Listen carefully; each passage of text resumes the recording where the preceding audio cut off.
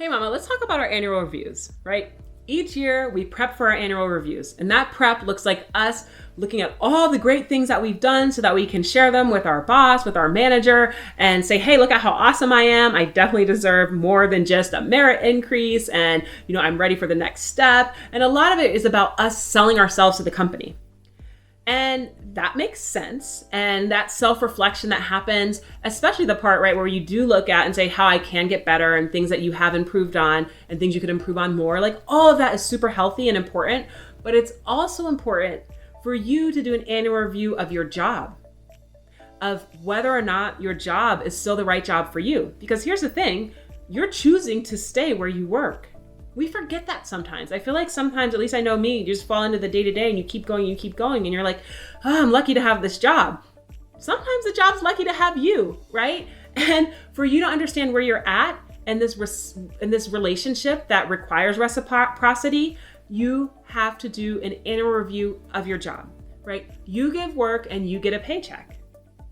Your job gives you a paycheck and in return gets the value of everything that you're producing.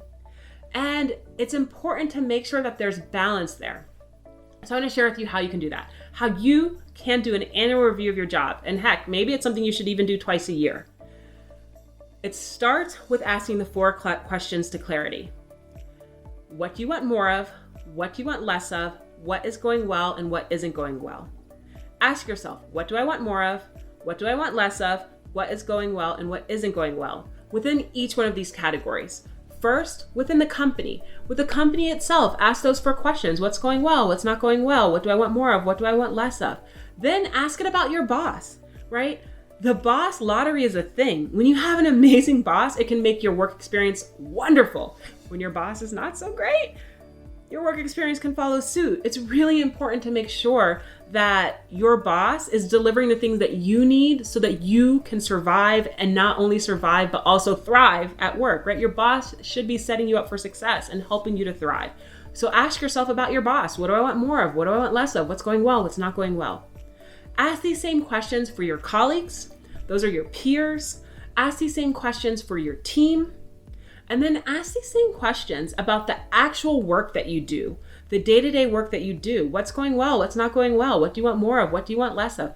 Ask yourself these questions for all of those areas: the company, your boss, your peers, your team, and the actual day-to-day work that you're doing. And once you've asked yourself these questions, take some time to think about how you can make a plan to move things in a better direction, right? This is the first step. Can you move things in a better direction? Are you empowered to improve your situation? Now, you might go through and say, hey, everything is actually great and on the right path forward. Like, awesome. That is super. You might go through and say, hey, for the most part, things are really good, but there are these other things that I'd like to see change. Or you might go through and say, oh yeah, there is actually a lot of improvement needed here. Whatever one of those 3 scenarios you have to ask yourself whether or not you're empowered to drive that improvement.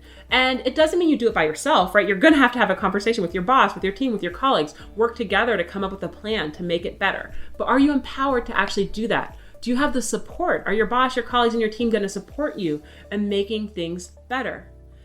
Once you have the answer to that, you'll know whether or not it's still a good fit for you to be in this role.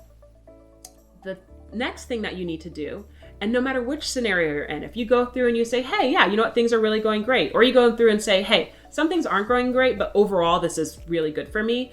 Or you're in that scenario where you're like, I don't know what's happening here. You need to do this step. And this is to take a look at what's happening outside of your company. What might your options be outside of your company? And that is important because it will either affirm your decision, your choice to stay with your company, or give you the confidence to move on and look for something else. Either way, you win, right? Looking outside and understanding what your options are either helps you say, yes, you know what, this is the right place for me to be, and I'm excited, I'm jazzed to be here. Or it can give you the confidence to say, hey, you know what, this is not the best option for me. There are better options out there, and I feel confident now in exploring them.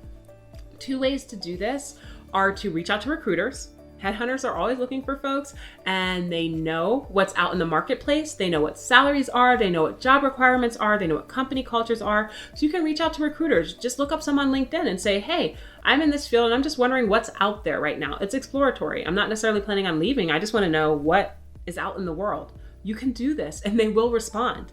The other thing is to leverage your network. Reach out to your friends who work at other companies and just ask them like, hey, in my department, for the type of work that I do, what's it like at your company? Any idea what those people make? Any idea what, the day-to-day work looks like? How often are they working? What type of support do they get, right? You can ask these questions to people that you know who work at other companies, and it just gives you insight into what your options are. And it's always good to know your options.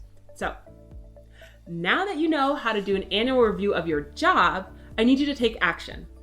You don't have to do the annual review of your job right now in this moment because it's probably inconvenient. I'm just going to guess it's inconvenient and this does take time. But what you can do in this very specific moment is go into your phone, open up your calendar, and set 90 minutes for you to do this annual review. Set it ahead of when your annual review is coming so that you can just know and be informed and feel good about whether or not you want to choose to stay with your employer or choose something else. There you go. It's not an easy thing, but it's an important thing to make sure that you're thriving. Do an annual review of your job. All right, Mama, I am sending you all of the grace, peace, and joy that I have in my heart. I want you to have it too because I want to see you thrive.